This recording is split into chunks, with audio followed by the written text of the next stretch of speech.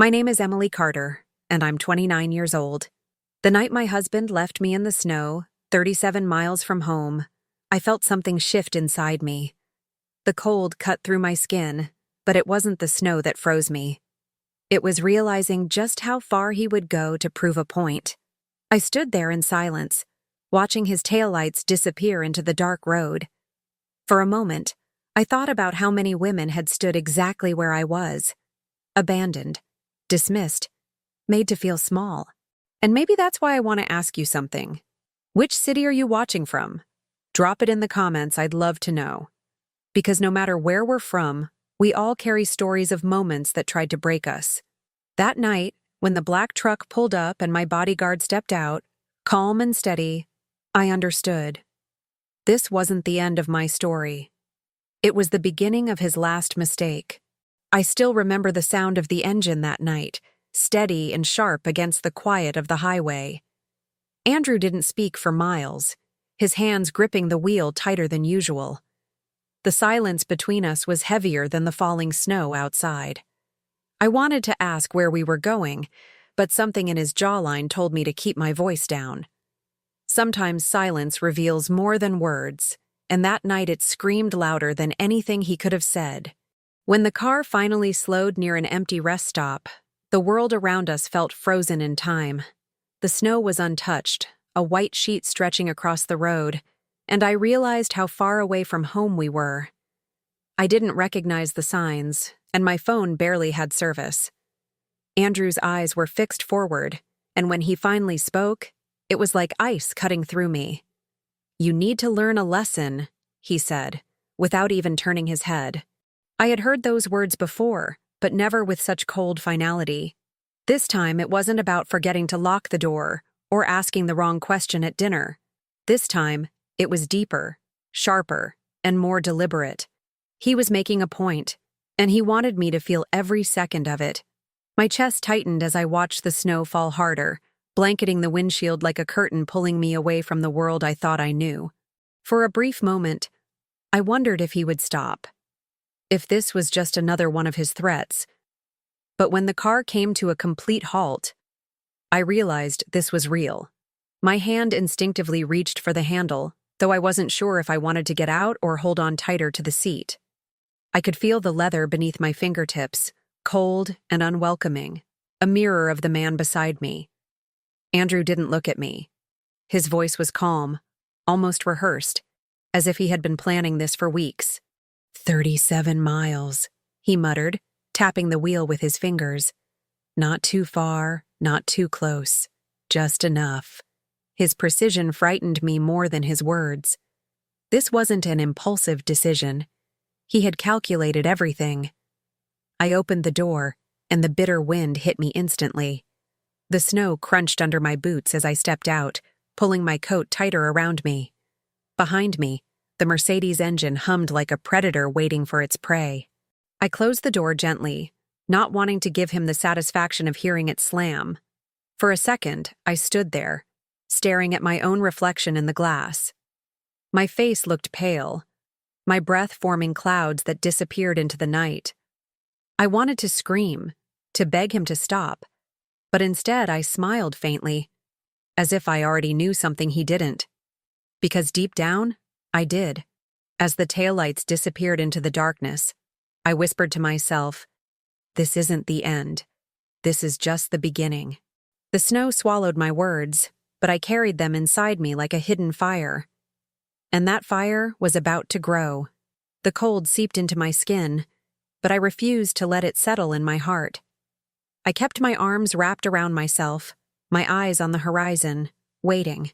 The road was empty, silent except for the faint whistle of the wind. Then, just as the silence began to suffocate me, I heard it. The low rumble of an engine approaching. A pair of headlights cut through the falling snow, brighter, steadier, and calmer than Andrew's had been. My pulse quickened, but not with fear. This was the moment I had been waiting for, the one part of the night I had planned for myself. The truck slowed as it approached, its tires crunching over the icy road until it stopped a few feet away from me. The driver's door opened, and Marcus stepped out. His frame was steady, his movements measured, like a man who had been here before. He wasn't rattled by the storm or by the darkness. He wasn't here by accident. He was here because I had called him into my story long before Andrew thought of writing his own. I met Marcus's eyes, and for the first time that night, I felt warmth. His presence was quiet, powerful, and reassuring. He didn't need to ask what had happened. He already knew. I gave him the smallest nod, and without a word, he opened the passenger door for me. The leather seat inside looked softer, safer, like the start of something new. As I climbed in, the contrast struck me. Just minutes ago, I had been abandoned, dismissed, left standing in the cold. Now, I was stepping into safety, into control, into a different kind of story. I glanced back at the empty road behind me, the one Andrew thought I would walk alone. But I wasn't alone anymore. Marcus settled into the driver's seat and turned on the heater. The air began to warm quickly, thawing the frost from my fingertips. I let out a breath I hadn't realized I was holding, the weight on my chest beginning to lift. The storm outside no longer frightened me. Instead, it felt like a curtain rising on a new act. The truck pulled away smoothly, leaving the rest stop behind. With each mile, the distance between me and Andrew grew, not just on the road, but in my heart. What he thought would break me was already shaping me into something stronger. I looked at Marcus, steady on the wheel, and whispered more to myself than to him.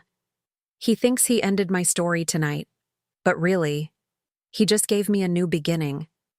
As the truck carried me farther from that rest stop, my thoughts raced faster than the wheels turning beneath us. The warmth inside contrasted sharply with the storm outside, and I realized that my entire life had been like that. A polished exterior hiding a bitter chill. Andrew always knew how to present perfection to the world, but behind closed doors, silence and distance were his sharpest weapons. I stared out the window, watching the snow blur into streaks of white. Each flake felt like a memory, falling too quickly to hold on to. I thought back to our early days, when he was charming, attentive, and full of promises. He made me believe in forever. But slowly, his promises became conditions, and his kindness turned into calculations. It wasn't love anymore. It was control, dressed in fine suits and expensive dinners. Marcus didn't interrupt my silence. That was one of the reasons I trusted him. He understood the power of stillness, the kind that heals instead of harms. His presence reminded me that not all men wield silence as a weapon. Some use it as a shield, a quiet strength that speaks louder than words ever could. I shifted slightly in my seat, remembering the moment I had started recording everything. 8 months ago, with trembling hands, I pressed record for the first time, unsure if I was ready to face the truth.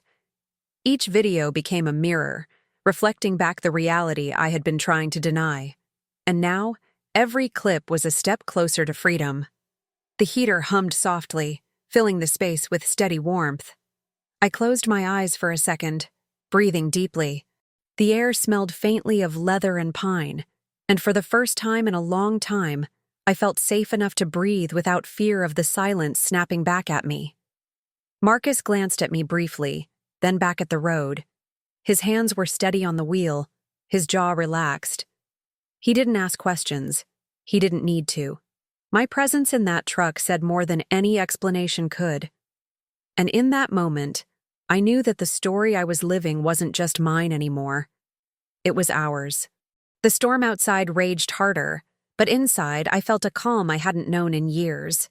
It was strange how quickly safety could feel like freedom.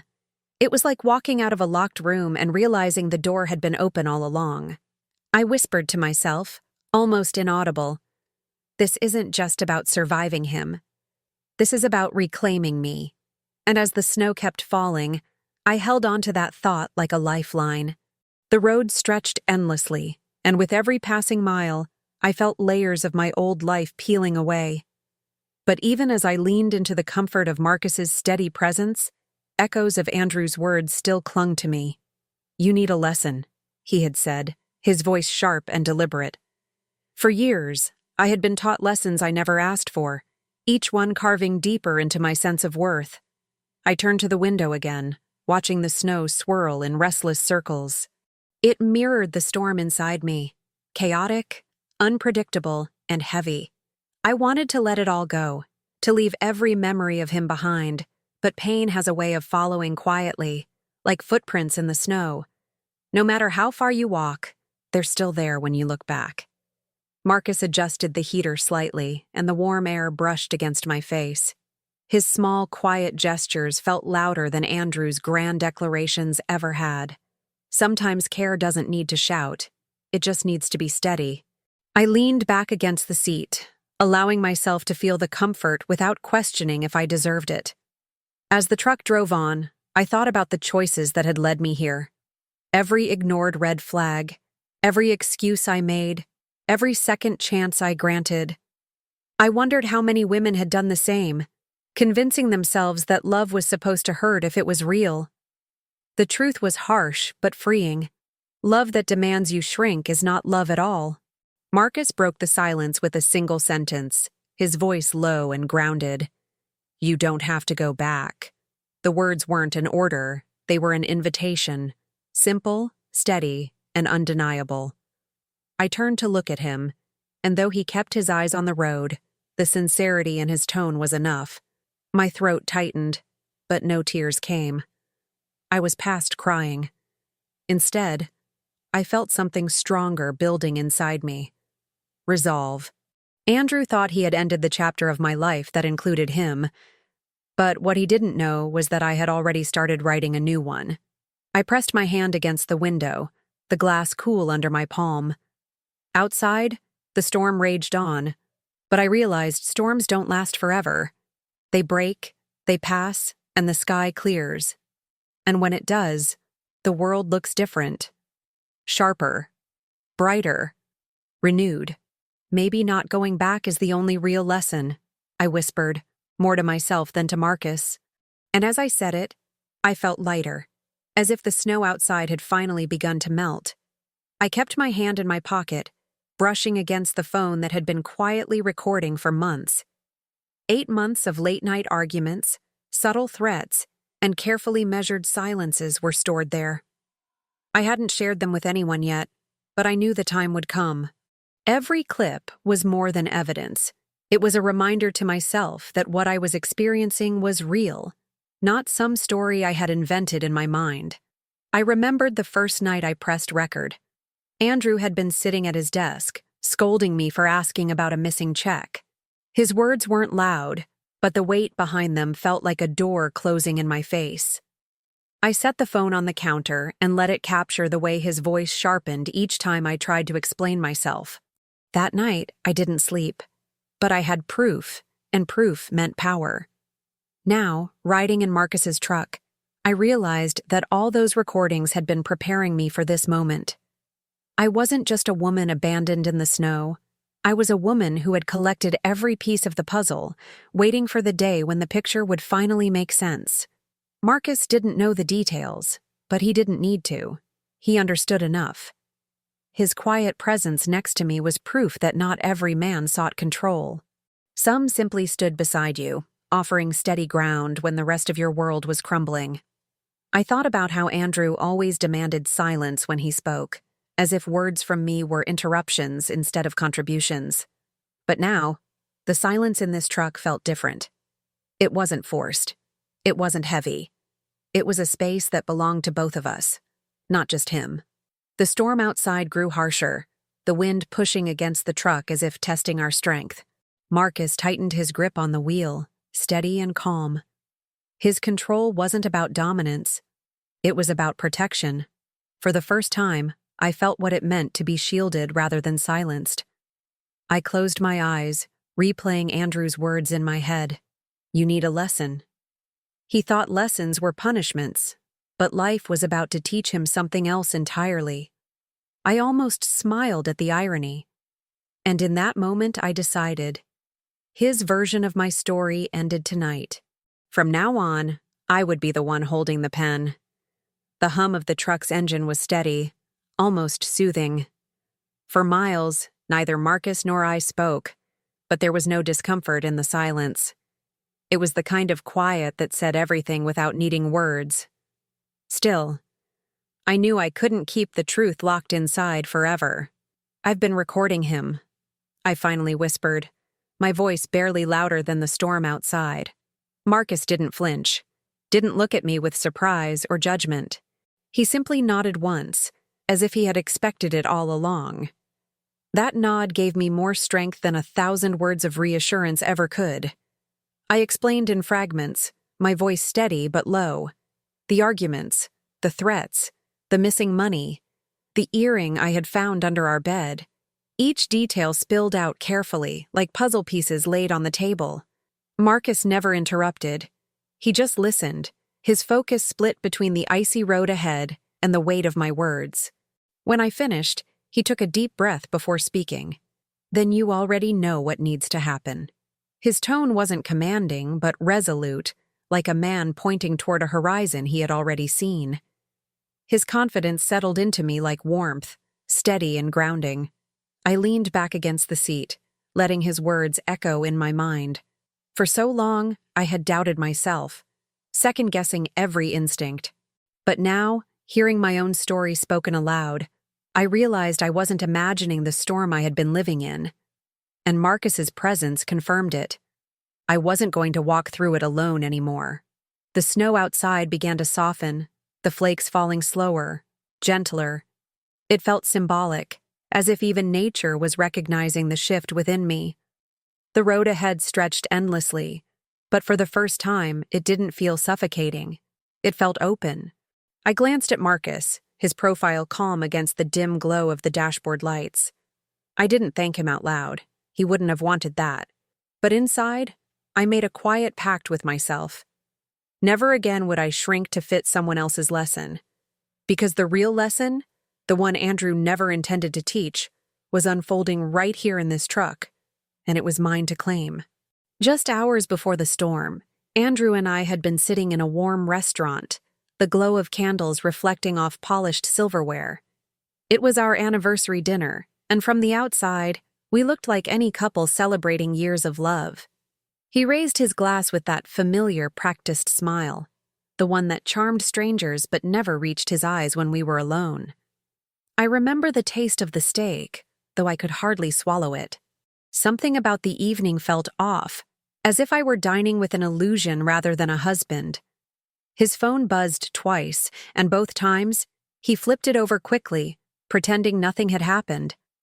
But I saw the way his jaw tightened, the way his eyes flicked toward the screen as though it carried a secret I wasn't supposed to know. Later that night, in the car, I asked about the missing money. Just one question, simple and direct. His silence filled the space, and then came the words, sharp, cutting, dismissive. "Don't ever embarrass me again," he snapped, before turning the conversation into a lecture about loyalty and respect. What he didn't realize was that I had stopped listening to his speeches months ago.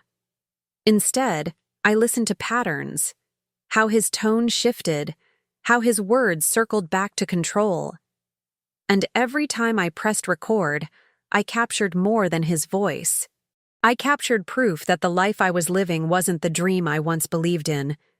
That dinner was supposed to be a celebration, but it became the final spark that lit the fuse. By the time we reached the highway, I knew something was about to break.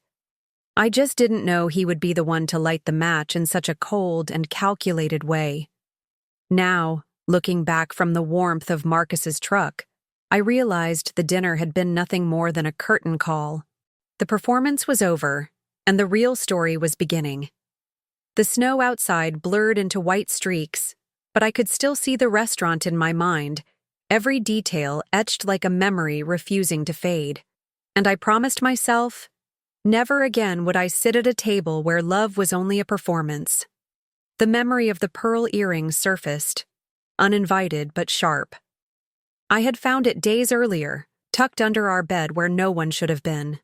At first, I told myself it must have fallen from my jewelry box, but the truth was undeniable. It wasn't mine. I didn't confront him then. Timing mattered, and I knew his arrogance would eventually expose him. Instead, I slipped the earring into a small envelope and hid it in my dresser, a quiet piece of evidence that spoke louder than accusations. It was a thread of betrayal woven into the fabric of our marriage, one I could no longer ignore. The missing money was another thread, tangled and suspicious. $10,000 gone in a single transaction, disguised as investment research. But Andrew never invested without bragging, and his silence on this one told me everything I needed to know. Betrayal doesn't always shout. Sometimes it whispers in the numbers. Marcus drove in silence, the steady rhythm of the tires on the icy road grounding me. I thought about how betrayal has a way of hollowing you out, making you question not just the other person, but yourself. Had I been blind? Or had I simply chosen not to see? I turned my head slightly and caught Marcus watching the road, his focus unshaken. He didn't pry, didn't demand answers, and that was its own kind of comfort. Trust, I realized, isn't about constant reassurance. It's about knowing someone won't abandon you when the storm hits. The truck's heater whispered warmth across my face, chasing away the chill of memory. I let the image of the earring fade, replaced by a stronger vision, a life where I wasn't afraid of the truth, a life where betrayal wasn't the language of love. As we drove deeper into the night, I felt the weight of those hidden truths shift inside me. They weren't just wounds anymore. They were armor. Each discovery, each recording, each betrayal was shaping me into someone I barely recognized but was beginning to admire. And though Andrew thought he had stranded me, the truth was, he had set me free. The hum of the truck was steady, but inside my chest, everything felt unsettled. Silence had always been Andrew's weapon. He didn't need to raise his voice. His pauses, his calculated stares, his cold withdrawal said everything. For years, I mistook that silence for strength. Now I saw it for what it was, control dressed as calm. As the snow pressed harder against the windshield, I thought about how silence shapes you. You learn to tiptoe, to anticipate moods, to measure every word before it leaves your lips. It's like walking through a house of glass, terrified of making the wrong move. That was the life I had lived. Fragile, anxious, waiting for the crash. But here, in Marcus's truck, silence was different. It wasn't heavy or sharp. It was a cushion, a place to rest instead of a place to fear. I leaned my head lightly against the window, letting the rhythm of the tires soothe me. The difference between the two silences felt like the difference between captivity and freedom. Marcus glanced at me briefly, then back at the road. He didn't ask if I was okay. He didn't need to. Somehow he already knew the answer, and his presence spoke louder than any question could. That kind of understanding was new to me, and it felt like stepping into sunlight after years of shade. I thought of the months I had spent recording, each clip an attempt to prove to myself that what I felt was real. Now, I realized those recordings weren't just about capturing his words. They were about reclaiming my voice. Every moment I had preserved on that phone was a declaration that I mattered, even when he tried to make me believe I didn't. The snow outside blurred into a soft haze, but the clarity inside me grew sharper. I wasn't the same woman who had sat quietly through dinners, nodding at words I didn't believe. I wasn't the same woman who apologized just to keep the peace. That version of me was fading with every mile we drove away. I whispered into the quiet, almost afraid of my own courage. He doesn't get to define me anymore. Marcus didn't respond, but his hand tightened slightly on the wheel, steady and strong, as if to say he agreed. And for the first time in a long time, the silence around me didn't feel like a cage. It felt like freedom. The storm had softened by the time we crossed into the next county, the flakes falling slower, lighter, almost delicate. It felt symbolic, as if the world itself was reminding me that even the harshest storms lose their strength eventually. All that remains is what you carry through them. I watched the road signs change, each one marking a distance from the life I had left behind. 30 miles, 25, 20. Each number felt like a step closer to myself. The further we drove, the clearer it became. I wasn't going back.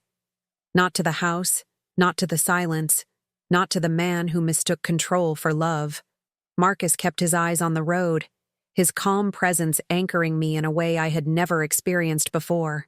He didn't need to fill the air with reassurances. His steady driving, his quiet strength, were enough to make me believe that forward was the only direction worth taking. I thought about the life I wanted, not lavish dinners or polished appearances, but peace. Real peace. The kind that comes from waking up without fear, from speaking without hesitation, from loving without conditions. It seemed so simple, and yet it had always felt out of reach. Until now. The road stretched endlessly, but instead of feeling trapped, I felt possibility. Each turn of the tires whispered that I was rewriting the map of my life. The destination didn't matter as much as the decision. I had already chosen to move forward. Marcus adjusted the heater, and the warm air swept gently across my face. I smiled faintly, realizing that warmth didn't have to come from grand gestures. Sometimes it lived in the quiet moments, a steady drive, a safe seat, the knowledge that someone had shown up when you needed it most. I pressed my hand against my chest, feeling the steady rhythm of my heartbeat. Stronger, calmer, different. That rhythm didn't belong to the woman Andrew had tried to shape. It belonged to me. And as the truck rolled deeper into the night, I knew one thing with absolute certainty. The road ahead was mine to claim. The windshield wipers moved back and forth, clearing just enough space for me to see the road ahead. I caught my reflection faintly in the glass, pale, tired, but not broken. For years, I had avoided mirrors because they reflected a version of me I didn't recognize. A woman who smiled at the right moments, who kept quiet when she wanted to speak, who shrank herself to fit into someone else's story. Now, that reflection looked different. Behind the exhaustion was something else. Strength. Quiet, but undeniable. I realized that storms don't just strip things away. They reveal what has been there all along. And what I saw in that faint reflection wasn't weakness. It was survival. I shifted slightly in my seat, my phone still tucked safely in my pocket. 8 months of recordings rested there, a silent archive of my truth. For so long, I had feared no one would believe me if I spoke up. But evidence doesn't lie. And more importantly, I didn't need anyone else's validation to confirm my reality anymore. Marcus glanced at me, his eyes soft but steady. He didn't say anything, and he didn't need to. Sometimes the strongest support isn't spoken, it's felt. In that moment, I understood the difference between someone standing beside you to protect their pride and someone standing beside you to protect your peace. The truck rumbled smoothly along the icy road, carrying me further from the life I once thought was permanent. I thought of the house I had left behind, the walls, the furniture, the carefully curated perfection. None of it mattered anymore. What good is a house if you're never at home in your own heart? I pressed my palm against the glass, tracing the outline of my breath as it fogged and faded. That reflection staring back at me wasn't a stranger anymore.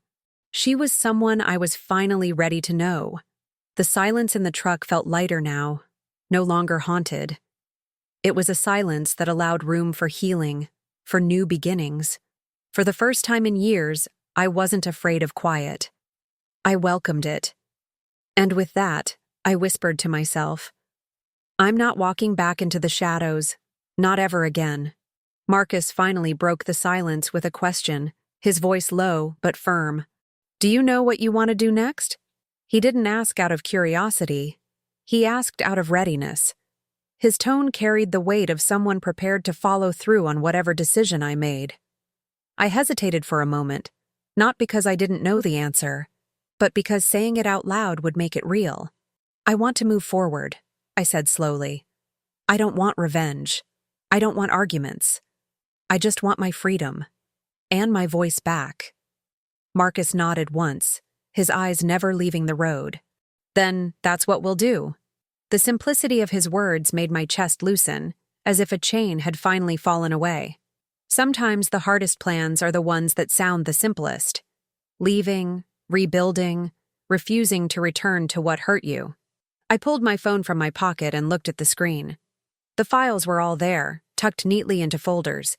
Each recording was a piece of the story that Andrew thought I would never tell. But the truth has a way of finding its way to light, no matter how deeply someone tries to bury it. I slipped the phone back into my pocket and exhaled slowly. I've been preparing for this, I admitted, more to myself than to Marcus. Every file, every word, it's all part of the plan. The snow outside softened, the storm beginning to ease. The timing felt poetic, as if nature itself had been waiting for me to say those words before allowing the clouds to part. The moon peeked faintly through the gray, casting a soft glow over the road ahead. Marcus adjusted his grip on the wheel, his expression calm, certain. "Then you're already ahead of him," he said. And I realized he was right. Andrew thought he had control, but the truth was, I had been building my way out long before this night. I leaned back, my body finally releasing tension I hadn't realized I was holding. The road stretched forward like a blank page, ready for new words, new chapters. And for the first time, I was ready to write them. The farther we drove, the clearer it became that I wasn't just leaving a man, I was leaving a pattern. For years, I had been caught in a cycle: charm, silence, distance, reconciliation. Each stage kept me locked in, convincing me that if I just tried harder, things would get better. But patterns don't change when only one person fights to fix them. I thought back to the countless mornings I had started with hope, only to end them with disappointment. Andrew's apologies were always polished, just enough to keep me waiting for the man I fell in love with to reappear. But the truth was, that man didn't exist anymore. Maybe he never had. As the truck hummed along the quiet road, I realized how deeply I had mistaken control for love. The expensive dinners, the tailored suits, the charming words. They had all been part of a stage performance. Behind the curtain, the script was different, and I was tired of playing a role I never auditioned for. Marcus's steady presence was a reminder that relationships didn't have to be storms. They could be anchors, they could be safe harbors. The silence between us wasn't tense, it was comforting, like standing on solid ground after years of walking on ice. I let out a breath, and it fogged against the window. Watching the cloud fade, I whispered, "No more circles." The words felt like a vow. I wasn't going back to the pattern, the cycle, the loop. I was breaking free. And once broken, chains don't mend themselves. The snow was lighter now, falling gently, almost tenderly, as if the world was reminding me that not everything cold is cruel. Sometimes it's simply a season passing by. For the first time in years, I felt a deep calm settle in my chest. It wasn't relief. It was something stronger. It was clarity. And clarity, I realized, was the first step to freedom. We drove through small towns, their streets quiet, their lights glowing softly against the snow. Each house we passed reminded me of lives being lived, families gathering at tables, friends laughing over coffee, couples holding hands without fear. For a moment, I let myself imagine being part of that kind of world again. Marcus noticed my gaze and said quietly, "You'll have that. Sooner than you think." His words weren't empty promises. They carried weight. He was a man who didn't waste language, and that made every word count. I closed my eyes and pictured a future free of heavy silences and careful steps. I imagined waking up without tension in my chest, walking into a room without rehearsing what to say, smiling without worrying it would be used against me. That vision felt fragile but possible, like the first bloom of spring beneath melting snow. The heater filled the truck with steady warmth, and I realized something. I wasn't waiting for someone to save me anymore. I was saving myself. Marcus wasn't my rescuer. He was simply the proof that I could choose differently. And choosing differently was the real act of freedom. As we crossed a bridge, the frozen river below glittered faintly under the moonlight. I thought about how ice eventually cracks, no matter how solid it seems. That's what this night was for me. The crack in the surface, the beginning of a thaw. Marcus kept driving, calm and focused, and I leaned back in my seat, allowing myself to rest. For once, rest didn't feel like weakness. It felt like strength. It felt like trust. I whispered softly, not to him, but to myself. Tomorrow will look nothing like yesterday. The words floated into the quiet, and I believed them. And for the first time in a long time, I didn't just see an ending. I saw a tomorrow worth reaching for. The storm had nearly passed by the time we reached the edge of the county. The sky was clearing, revealing a thin slice of moon that glowed faintly through the thinning clouds. It felt like a signal that even the darkest nights eventually surrender to light. I sat quietly, my phone still in my pocket, its weight reminding me of the truth it carried. 8 months of recordings. Proof of a life lived in silence and shadows. Proof that I had endured, but also that I was ready to step into something different. For so long, I had been afraid to press play, afraid to face my own voice echoing back the pain. But now, I felt ready. Marcus glanced at me as if he sensed the shift in my thoughts. "You don't have to carry it alone anymore," he said. His voice was steady, calm, but it hit me like a promise. Not because he was offering to fix everything, but because he was reminding me I was already strong enough to face it. The road stretched forward, smoother now, less icy. I took it as a sign. The worst was behind me. What lay ahead wasn't certainty, but possibility. And possibility was enough.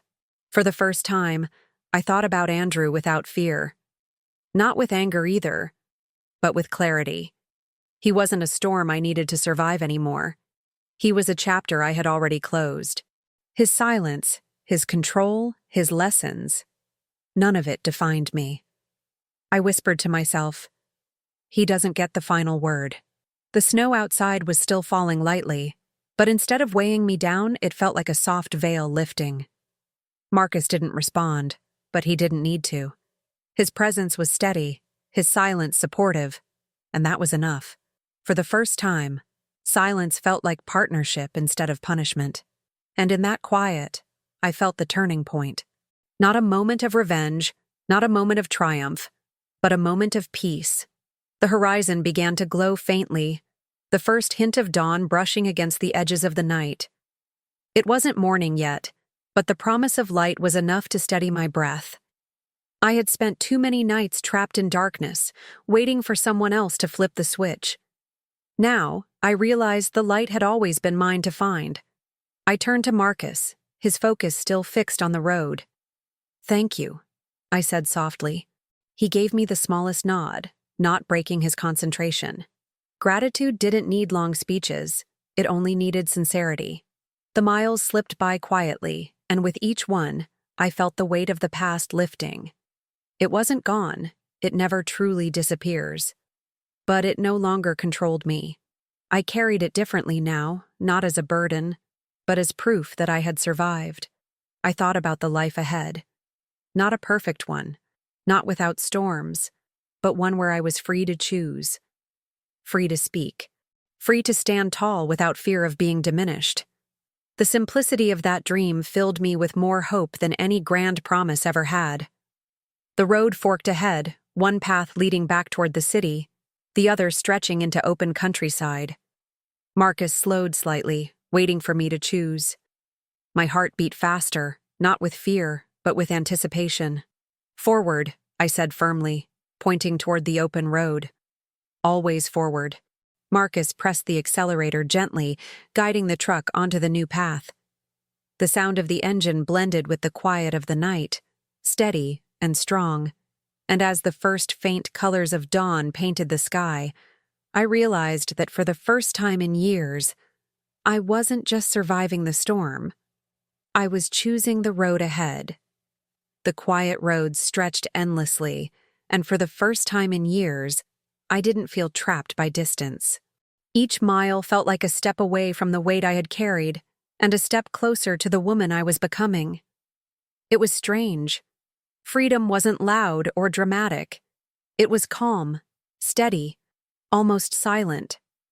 I thought about all the times I had apologized just to avoid conflict, all the times I had swallowed my truth to keep the peace. That peace had never been real. It was fragile, conditional, built on fear. Now I understood that real peace didn't require me to shrink. Real peace came when I could stand tall without permission. Marcus adjusted the heater, and the warm air swept gently across my face. "You're stronger than you think," he said, his voice low, almost thoughtful. I smiled faintly, because I was beginning to believe it too. Not because someone else told me, but because I had lived it, endured it, and come out standing.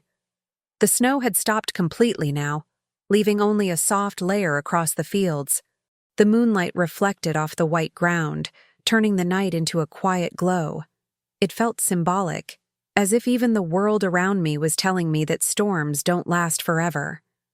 I touched the phone in my pocket again, the recording still safe inside. They no longer felt like chains tying me to the past. They felt like keys, reminders that truth has power, even when spoken in a whisper. Looking at Marcus, steady on the wheel, I realized something important. He wasn't the hero of my story. He was a witness, a steady presence in the chapter where I learned to save myself. And that truth made me feel stronger than I ever had before. I leaned my head back against the seat, breathing deeply. The night felt different now. Not heavy, not suffocating. It felt open, like a page waiting to be written. And for the first time in a long time, I was ready to write it. The horizon began to shift, the first soft shades of pink and gold brushing against the edges of night. Dawn was coming, slow but certain, and with it came a sense of renewal I couldn't ignore. It felt like the earth itself was whispering, "You made it through the dark."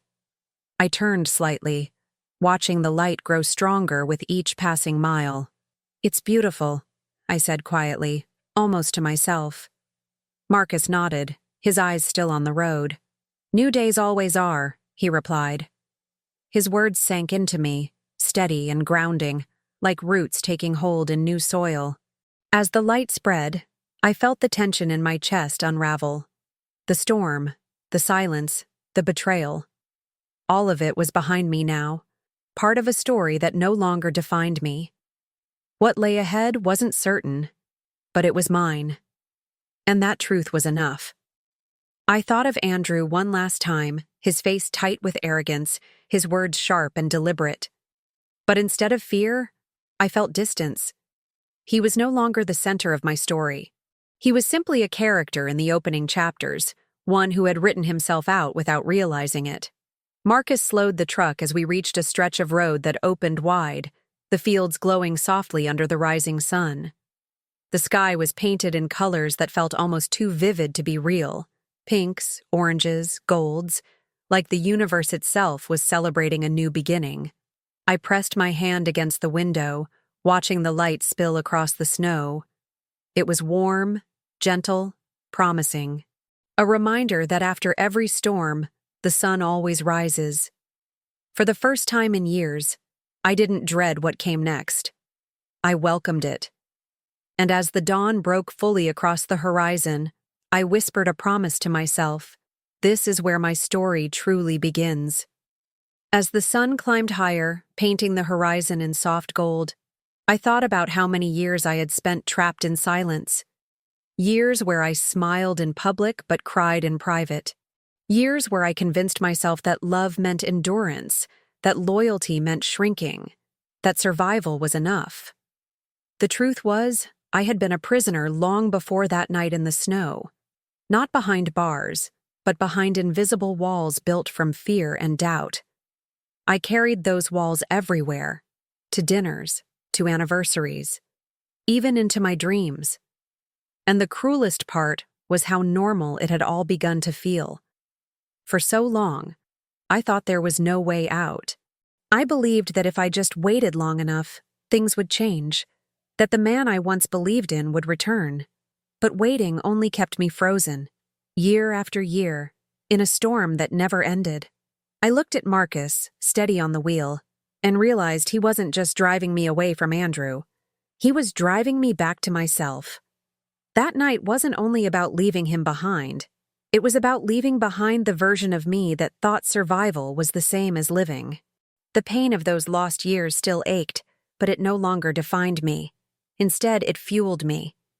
I knew now that every tear, every doubt, every moment of silence had been leading me here, to the place where I was ready to listen, not to him, but to myself. And that's when I remembered the moment everything shifted. The night I stumbled on 9 simple words that broke through the walls I had carried for so long.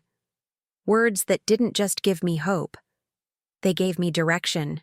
Those words had been my lifeline, my compass, the spark that started the fire I carried inside me. And now, as the sun rose higher, I was finally ready to share them.